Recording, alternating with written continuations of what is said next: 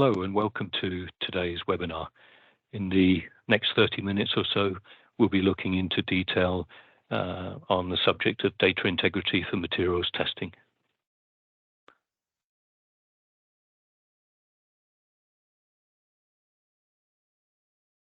There's some practical information before we dive into data integrity. The webinar will be recorded. All participants are muted. If you wish to ask a question, please go ahead using the chat function at any time. If I can, I'll try and answer as we go through the presentation. Otherwise, we'll answer questions at the end. We will also share the slides, which we'll send to you by email. And once the webinar is recorded, you'll be able to access it from our website and our YouTube channel.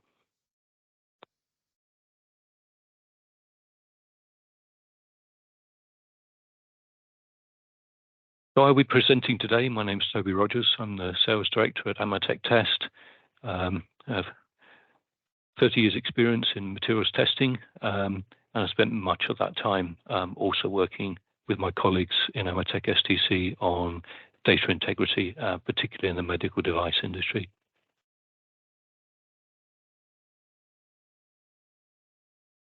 So, quick review of the agenda today. So we'll have a quick look at who are AMETEK STC, and we'll look at some of the typical applications in materials testing that require data integrity. We'll then go into the data integrity itself and also how it relates to FDA 21 CFR Part 11, which is the key regulation governing the whole subject. Once we've looked at the background and what it is and why it's needed, we'll look at some of the key features that you need to look for in an application software that will help you ensure that the integrity of your data. And all through this, we'll be showing the features and explaining them using real-life example. In this test, we'll be looking at testing the glide force of a syringe. And we'll actually go through beginning to end how we set up the software for data integrity, and also we'll be looking at the data when it's captured, electronic signatures and audit trail and so on, to put everything into context.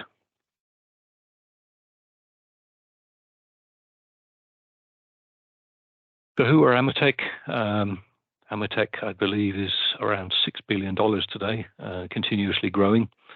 And we have almost 20,000 employees globally. And AMETEK STC is one of the many businesses within AMETEK, and we are focused on materials testing, force measurement, with a particular focus on medical devices and pharmaceutical.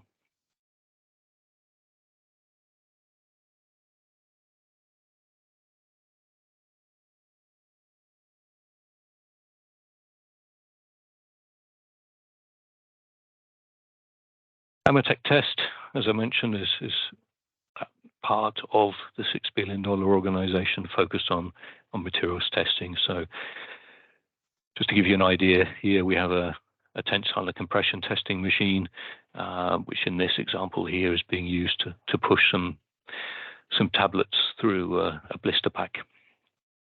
So it's that kind of testing that we're going to be focused on, pulling, pushing, whether it's blister packs, syringes, and so on.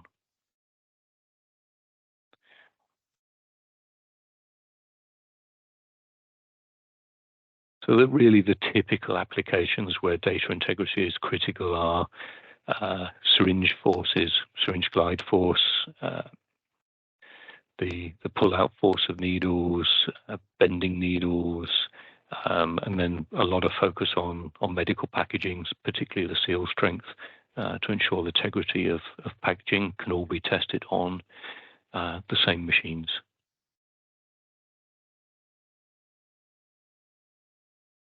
As I mentioned today in the worked example, we're going to be focusing more on the syringe glide force.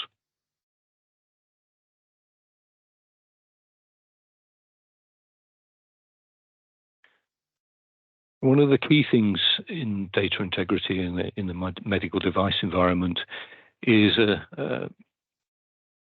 FDA regulation 21 CFR Part 11.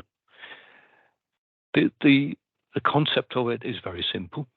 The regulation is defining the regulations for the conditions under which regulated companies can submit electronic records in lieu of signed paper documents. So historically, data integrity was extremely paper intensive, a lot of signed reports and so on. And obviously, in the medical device industry, the retention period can be extremely long, and you can amass an enormous amount of paper. Not only is it environmentally unfriendly, the biggest issue is actually if you do need to look back in that history, it's a very laborious process to sift through years and years worth of paper. So it's complex to manage paper documents.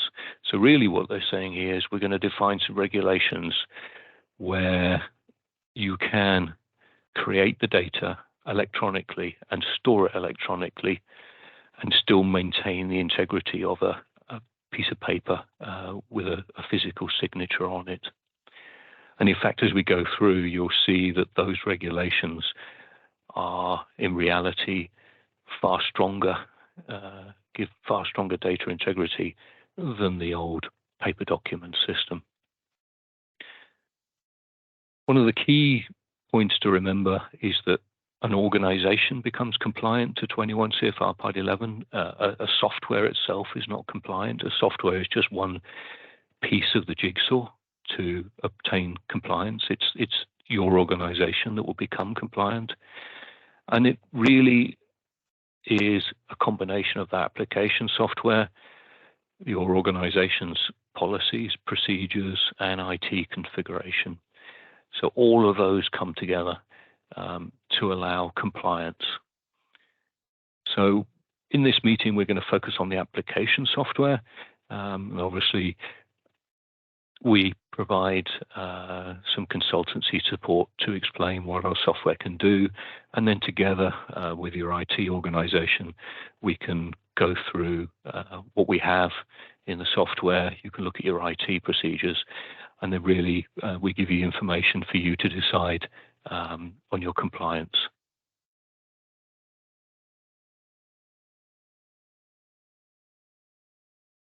Let's start with the basics in, what is data integrity? So data integrity refers to the completeness, consistency, and accuracy of data. Complete, consistent, and accurate data should be attributable, legible, contemporaneously recorded, original, and accurate, and that's often abbreviated to ALCOA. And it really boils down to what happened, when did it happen, where did it happen, by who, and why did they do it.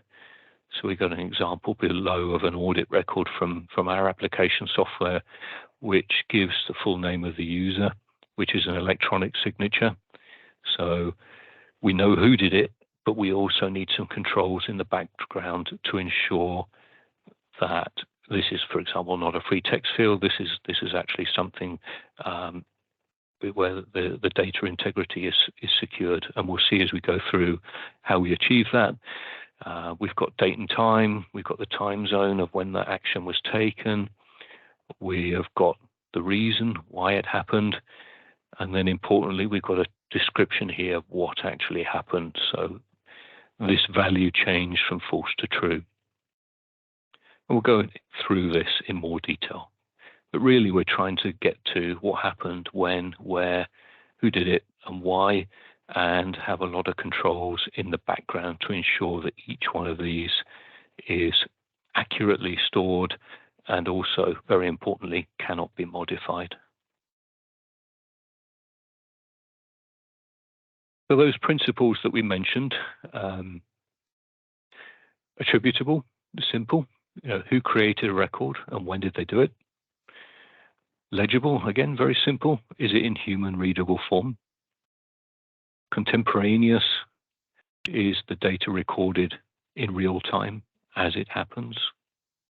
We want to make sure they're not recording the data long after the event. We need to make sure that the source data is original and accessible. And we've got to make sure that that data is complete and reliable. So these are the base principles of the data integrity. There are some further important principles available. Is the data available for the lifetime of the record? So it could be 10 years, could be 15 years. So we'll work with the IT team to work on, for instance, archiving and backup. Enduring, is it available for that particular amount of time that's needed in that application? Consistent is a critical one, is have all the elements and data files been stamped in the expected sequence? And complete is to make sure that there's an audit trail that shows that no data has been deleted or lost. So once we've captured all this data, we've got to make sure that that data is unable to be deleted, cannot be changed. So those are the data integrity principles that will just give some background onto some of the features that we have and why they're there.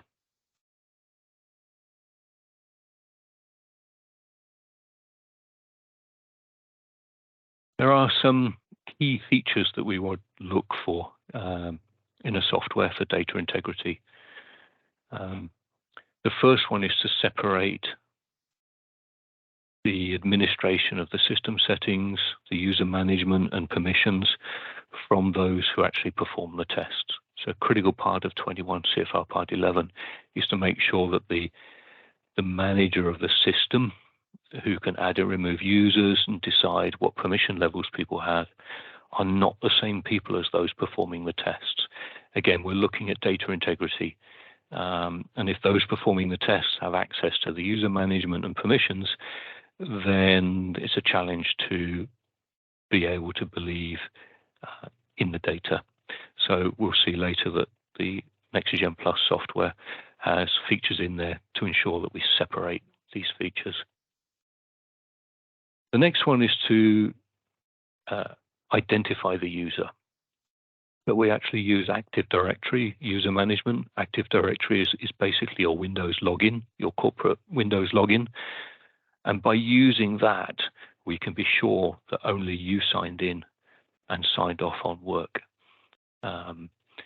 So it also reduces a lot of the validation effort, because a third of the 21 CFR Part 11 is ensuring things such as the length and complexity of passwords, how often users need to change them.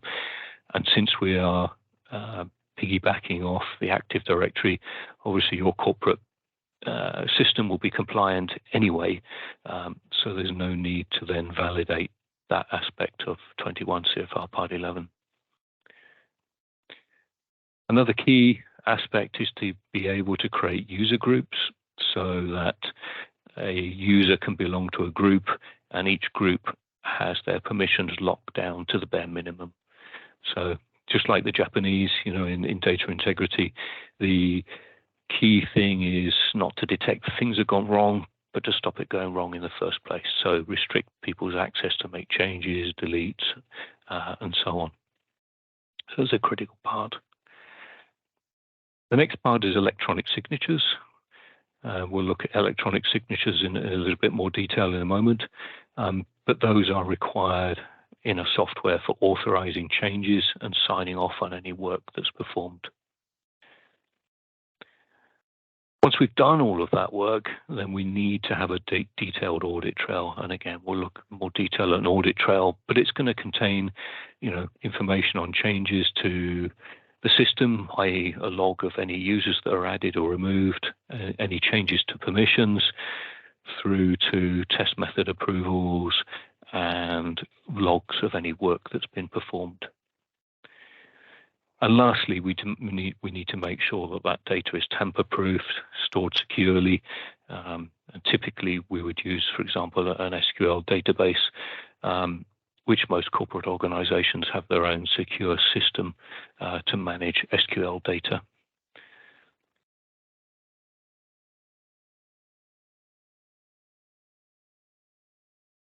Active Directory user management is something we mentioned. Then user creation is controlled by a company's IT policy. So, when a new employee joins, typically their identity is checked and so on. And once that's been done, they can be added into the Active Directory system. So effectively, only users that have gone through that process of being added to the company Active Directory can be added to Next-Gen Plus software.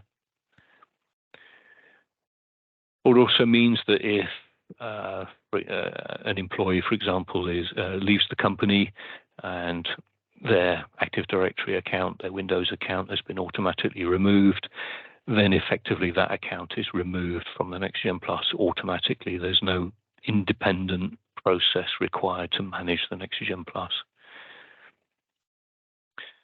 We mentioned earlier the password complexity and change intervals will automatically comply with corporate policy. So if there are any changes from a corporate perspective, they will just roll through into the Next-Gen Plus without any action needing to be taken.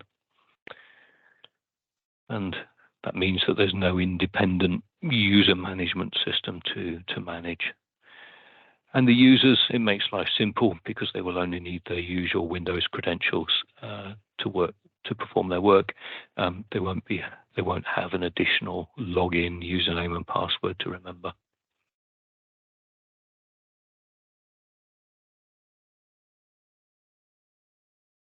So it's critical that we separate the functions within the system. So, for example, we would have an IT admin group who perform user management, groups, and permissions, which is typical of all software in a corporate organization. And that IT admin group doesn't have access to create test methods or perform any work. In that aspect, we would then have supervisors in the system who are there to create methods and report templates. And we may have some analysts who perform tests. And then we may have some reviewers who review work and approve the test runs. And those groups 2, 3, and 4 have no access to group 1. So we're splitting the management of the system from the use of the system. So that's a critical thing to look for in a software.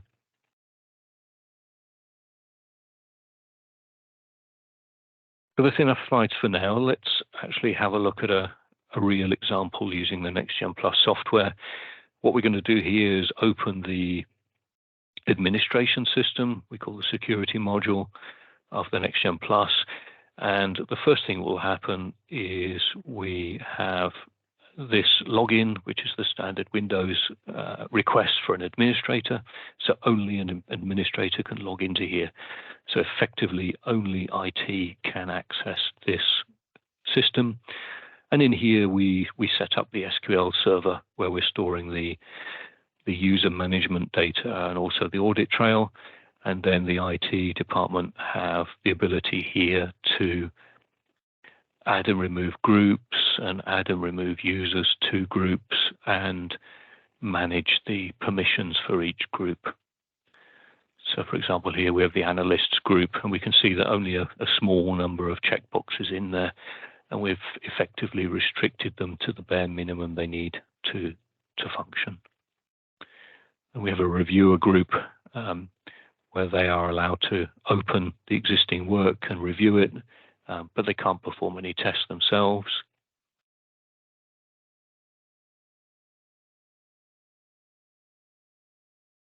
And then we have, for an example here, a supervisor group who would typically be creating test methods. They're just 3 example groups that we supply. You can modify each group. You can add and remove new ones. So what we've done there is set up our users. Once the users are set up, we're going to start using the software. And one of the key things you'll see in the worked example in a moment is electronic signatures.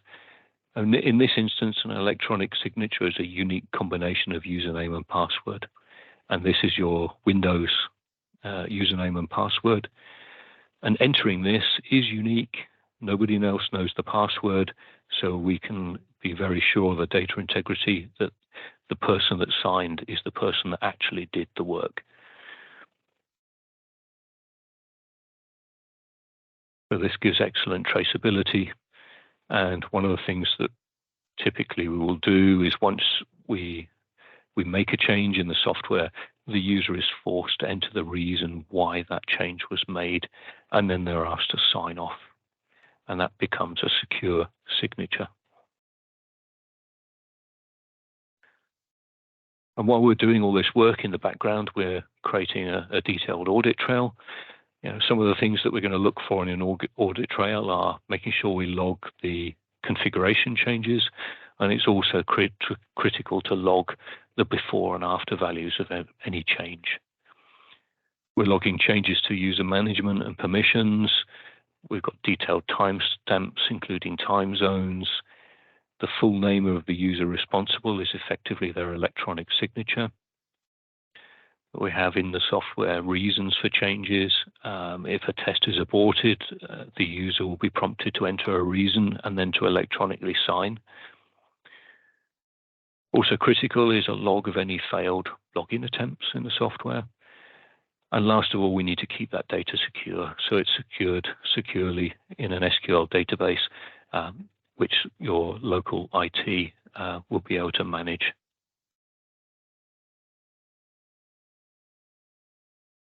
So we've created the users in the system, and what we're going to do now is log in as a supervisor, and actually we're going to create a test method.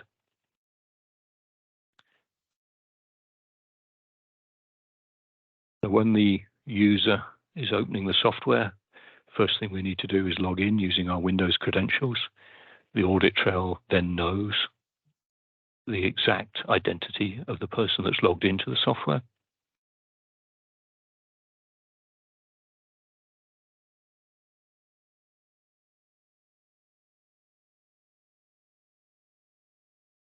And what we're going to do here for simplicity is we're just going to make a small modification to an existing test method and see how that can be securely deployed. So we're going to edit this test method, and we're going to change this parameter from 1 to 2. When we press OK, first thing we need is to enter the reason why we did that. So it could be a webinar, it could actually be an ID number. We're then going to electronically sign. So I've electronically signed to say that I made that change. And I'm then going to approve that test method. The analysts can only perform tests that have been approved. So I'm going to approve it. So I've put my electronic signature to actually deploy that test method to the analysts. And I'm also putting a reason in there for that approval.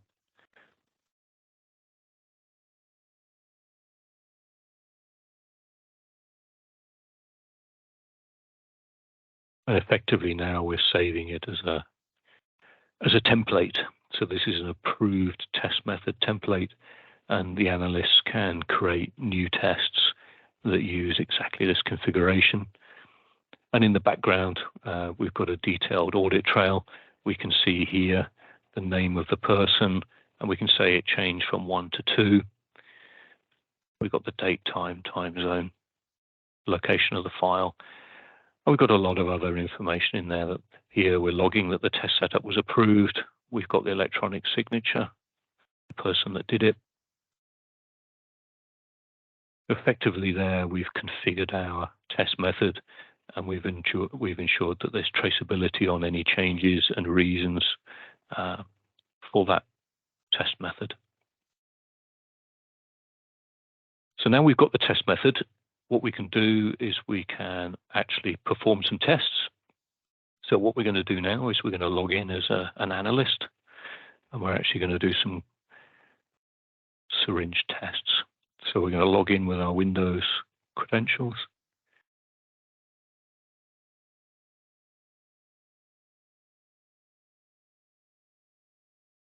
Bear with me, I think that's the previous one.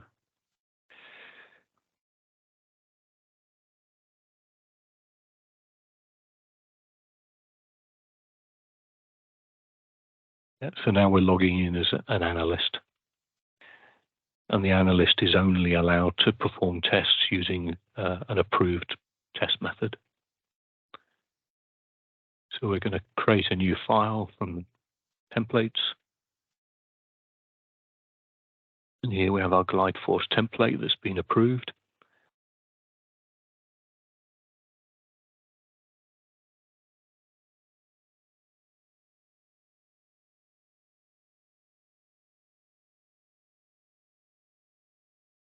Start the test.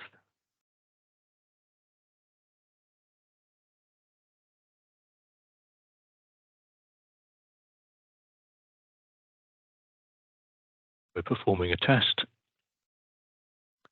and pressing the syringe.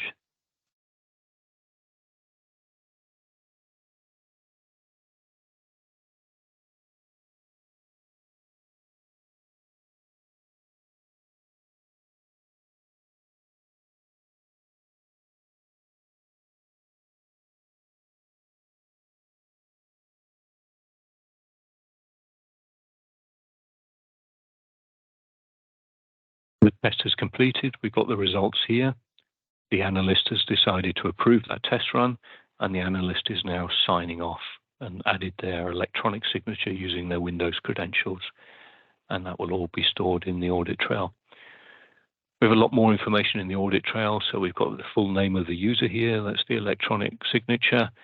We've got the test results. We've got details of the software version, the machine serial number, the load cell serial number. So what we've got in there is a lot of traceability on to prove the accuracy of the data. Here we've got the information on who approved the test method that was used.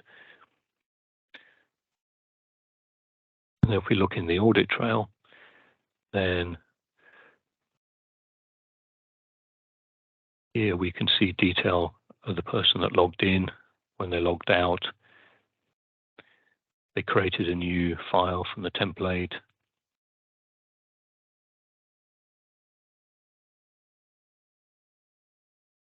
So there's full traceability on where that data came from. The last step is to print a report, for instance. So the software will print directly to PDF, and we can have a report with a lot of data integrity features in there. So we've got the timestamp, we've got the electronic signature of who approved the results.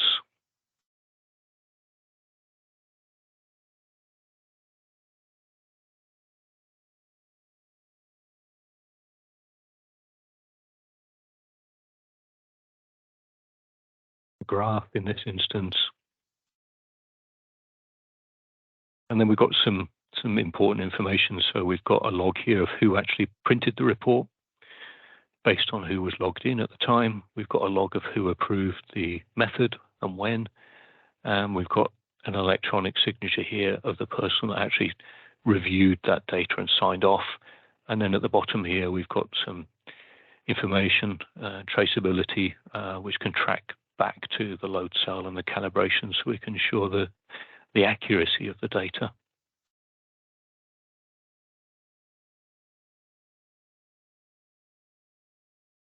So that's the end of the worked example. So in summary, really, we're looking at what happened, when, where, by who, and why. And we want to look for features such as method approval. We need electronic signatures, Active Directory integration. Audit trails are absolutely critical with before and after values. And then we've got to make sure that the data is stored in a way that is secure, it's tamper-proof, and it can endure the lifetime that it's needed to last. Obviously, there's a lot involved in there. And as I mentioned earlier, 21 CFR is an interaction between the software plus an organization's IT policy and procedures and so on. So really, it's very important to work with a partner with solid technical support and understanding of data integrity, because it really is a detailed joint effort. And we have many specialists around the world who can work with customers to understand how 21 CFR Part 11 compliance can be achieved. So that's the end of the seminar today. Hello and welcome to today's webinar.